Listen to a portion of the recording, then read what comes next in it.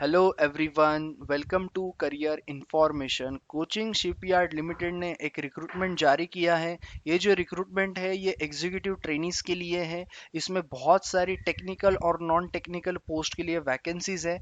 उसके बाद में अगर आपको इस पोस्ट के लिए अप्लाई करना है तो ये है उसका लिंक, यहाँ से आपको रजिस्ट्रेशन करना है। ओके, बाकी आपको फिलअप कैसे करना है और बाकी एजुकेशनल क्वालिफिकेशन और सारी चीज़ें, सिलेक्शन क्राइटेरिया आपको मैं इस वीडियो में आगे बताऊंगा। ओके, तो इसका लिंक मैंने आपको शेयर कर दिया है डिस्क्रिप्शन में, अप्लाई करना है तो। उससे पहले अभी हम चलते हैं मेन नोटिफिकेशन की ओर। तो बहुत सारे अलग अलग पोस्ट है for the executive training. Okay, तो सिविल इंजीनियरिंग में अगर आपका डिग्री है 65% तो दो पोस्ट है, आप अप्लाई कर सकते हो। इलेक्ट्रिकल में 19 पोस्ट है, 65%। अगर आपका इलेक्ट्रिकल इंजीनियरिंग में डिग्री है, इलेक्ट्रॉनिक्स इंजीनियरिंग आपका हुआ है 65% तो 2 पोस्ट है यहाँ पे। उसके बाद में 37 पोस्ट लगभग मैकेनिकल वालों के लिए है, सेम क्राइटेरिया। उसके बाद में 6 पोस्ट जो है वो नेवल आर्किटेक्चर, अगर आपका डिग्री उसमें हुआ है 65% है, आप अप्लाई कर सकते हो। इंफॉर्मेशन टेक्नोलॉजी के लिए 2 पोस्ट है, डिग्री इन कंप्यूटर साइंस या फिर आईटी या फिर एप्लीकेशन, कंप्यूटर एप्लीकेशन, आप अप्लाई कर सकते हो विद 65%। उसके बाद में ह्यूमन रिसोर्सेज की जो पोस्ट है एचआर, उसके लिए 65% अगर आपका डिग्री हुआ है एंड 2 साल का master degree, post graduate degree. Okay, आपको यहाँ पे कंपलसरी है। Okay, and master degree in business administration with specialisation in HR भी चलेगा, या फिर equivalent degree in HR. Okay, specialisation HR या फिर equivalent diploma in specialisation in HR. तो इसमें से जो भी आपका मास्टर डिग्री होगा आप यहाँ पे अप्लाई कर सकते हो। ओके, तो लगभग यहाँ पे 70 पोस्ट है टोटल। ओके, बाकी जो पे स्केल है यहाँ पे उन्होंने बताई है। ओके, क्योंकि ये जो है ये परमानेंट पोस्ट है एग्जीक्यूटिव ट्रेनी की। ओके, तो यहाँ पे उन्होंने लगभग बताया कि एनुअल आपका सीटीसी 13 लाख तक होगा ई1 ग्रेड के हिसाब से। ओके, एज लिमिट क्या है? एज लिमिट आपका 27 होना चाहिए, बाकी +3 ओबीसी, +5 आपका SC ST। सिलेक्शन मेथड की बात करें तो फेज 1 फेज 2। फेज 1 में आपका 60 क्वेश्चंस होंगे। ओके, 60 मिनट 60 क्वेश्चन, एमसीक्यू, जिसमें से 5 जनरल अवेयरनेस, 5 इंग्लिश, 5 आपके होंगे एप्टी, 5 आपके होंगे रीजनिंग और 40 क्वेश्चन आपके सब्जेक्ट बेस होंगे। यहाँ पे कोई भी निगेटिव मार्किंग नहीं है, तो आपको पूरा अटेम्प्ट करना है। Okay, 1 marks will be no negative marks. Phase 2 की बात करेंगे तो group discussion, writing skill and personal interview इसमें होगा 40 मार्क के लिए। तो 60 और 40 आपका होता है 100। उसमें से 60 तो ऑलरेडी बता दिया है। ग्रुप डिस्कशन डिस्कशन के लिए 10, राइटिंग स्किल्स पे 10 और पर्सनल पीआई, पर्सनल इंटरव्यू के लिए 20 मार्क्स। तो टोटल आपका 100 मार्क्स का ये होगा। फेज 1 के लिए सेंटर्स कौन से होंगे? At various test centres in Kerala as decided by the CSL, and test center shall be allotted based on the number of applications. Applicants have the option to choose test centers in Kerala, क्योंकि ये केरला में ही exam होने वाला है तो अलग अलग आपको सिटीज दिए जाएंगे।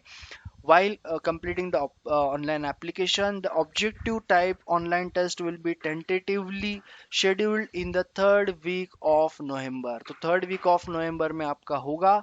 बाकी फेज 2 तो खैर आपका कहाँ पे होना है, सीधा CSL कोची में ही होगा। मेरिट लिस्ट जो भी प्रिपेयर होंगी वो टोटल 100 आउट ऑफ होगा। तो ये चीज़ याद रखना कि आपका ऑनलाइन टेस्ट भी मैटर करेगा। Okay, merit list will be prepared on the basis of marks secured by the online test in various discipline।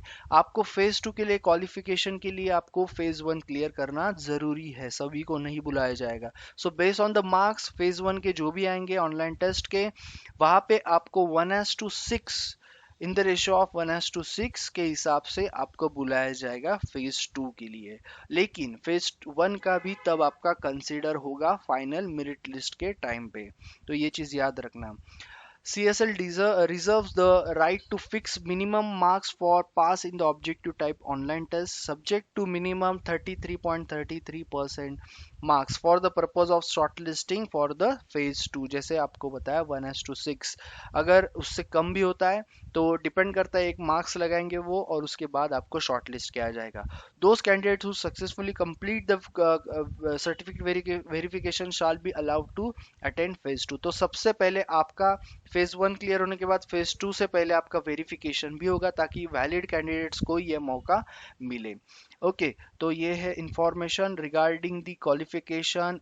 Okay, अब उसके बाद या फिर सिलेक्शन क्राइटेरिया उसके बाद में बात करेंगे। बहुत से बच्चे पूछ रहे थे कि जो उन्होंने टेक्निकल डिसिप्लिन्स दिए तो बाकी डिसिप्लिन्स अप्लाई कर सकते हैं या नहीं, तो यहाँ पे उन्होंने क्लियर कर दिया है।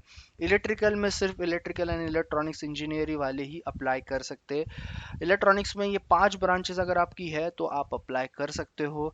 मैकेनिकल में भी अगर आपका प्रोडक्शन में हुआ है, कुछ बच्चे पूछ रहे थे इंडस्ट्रियल या मैकेट्रॉनिक्स में हुआ है, तो आप अप्लाई जो है वो कर सकते हो। ओके, उसके बाद में नेवल आर्किटेक्चर में भी, जो naval architecture ocean engineering MTech dual degree BTech हुआ है तो भी आप अप्लाई कर सकते हो। Okay, so the qualification stipulated for the post from the recognised university, the equivalent qualification for the following discipline prescribe at clause A, no claim of possession of any other engineering qualification as equivalent to the notified discipline shall be entered 10। Okay, तो eligible disciplines जैसे मैंने आपको बताया ये सारी है eligible आपकी disciplines. तो अभी कंफ्यूज मत होना, जो भी बच्चे पूछ रहे थे कि आपका इसमें हुआ है उसमें हुआ है, ई एंड आई वाले पूछ रहे थे, तो वो लोग भी अप्लाई कर सकते हो। ओके, तो yes, candidates who possesses such qualification में apply for the respective post. Okay, उसके बाद में documents to be upload online.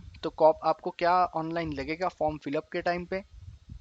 Definitely आपका proof of age, qualification, caste, disability अगर है, colour photograph sign ready for the uploading, copies of आपका जो marksheet, certificates, proof of all relevant educational documents, उसके बाद में certificates of as of proof, ये सारी चीज़ें आपको बाद में भी लगेंगी और आपको अपलोड करते टाइम भी लगेगा। ओके, तो ये चीज़ अभी से रेडी रखना कि applicants in the regular government service और गवर्नमेंट ओन इंडस्ट्रियल और अदर ऑर्गेनाइजेशन, तो उनको जो है नो ऑब्जेक्शन सर्टिफिकेट वगैरह वो सारी चीज़ें लेंगी।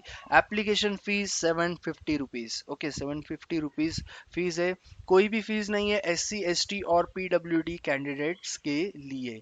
ओके, ऑनलाइन ही अप्लाई करना है, कोई भी अलग ऑप्शन नहीं अप्लाई करने का। कैसे अप्लाई करना है, ऑलरेडी मैंने आपको लिंक जो है वो मैंने प्रोवाइड कर दी है, यहाँ से रजिस्टर करना है, लॉगिन करना है। ओके, PDF और दो लिंक मैंने आपको शेयर की, एक PDF है और एक है आपका ये जो ऑनलाइन रजिस्ट्रेशन का। तो दोनों लिंक अवेलेबल है, आपको कहीं जाने की ज़रूरत है नहीं। ओके, तो आप जाके चेक कर सकते हो। ओके, उसके बाद में जनरल इंस्ट्रक्शंस की बात करें तो खैर अभी मैंने आपको जो भी इम्पोर्टेंट था related to the travelling allowances नहीं मिलेंगे, तो ये सारी जो भी ऑब्जेक्टिव टेस्ट होता है उसमें तो खैर कभी नहीं मिलता है। ओके, और कॉल लेटर्स जो है वो आपको पोस्ट से नहीं आएंगे, आपको साइट पे ही मिल जाएंगे। खैर आपको ये चैनल सब्सक्राइब करो, आपको जो भी इंफॉर्मेशन है आपको इससे मिल जाएगी। ओके, तो यस, दोनों लिंक मैंने आपको शेयर कर दिए डिस्क्रिप्शन में। ओके, और तीसरा जो लिंक है वो टेलीग्राम चैनल का है, आपको अगर ज्वाइन करना है तो कर सकते हो, अपडेट्स उस पर भी आएंगे। बाकी सब्सक्राइब करना मत भूलना चैनल को, हिट द बेल आइकन। बाकी जो भी इंफॉर्मेशन आएगी, अगर आपकी कोई क्वेरी होंगे तो आप कमेंट बॉक्स में पूछ सकते हो, तुरंत आपको मैं अगर कुछ रिलेवेंट होगा तो मैं आपको तुरंत रिप्लाई दे दूंगा। Okay, so thank you all the best and yes, बाकी अपडेट आपको मिलते रहेंगे।